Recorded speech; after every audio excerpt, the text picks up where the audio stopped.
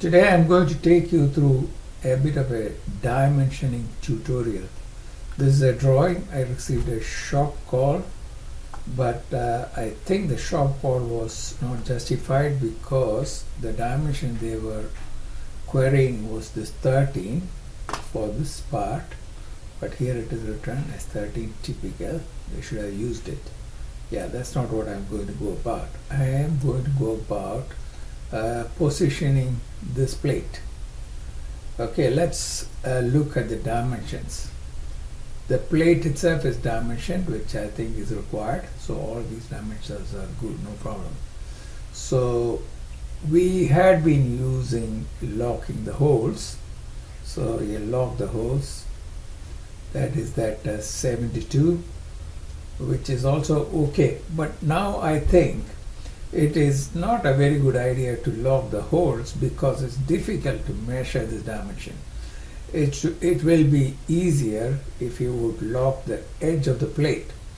Why? Because these days all plates are laser cut. So a better method would have been to lock this position and this position here, and how far this edge is from this plate. So I have created these dimensions, which are possibly a better dimensioning method. So you got this end, and then they can mark on this member where this plate will land. So we got that 113 and another 21 away, this position, and that also confirm it with an angle and provide this 121. That will be much easier than putting a dimension to this hole.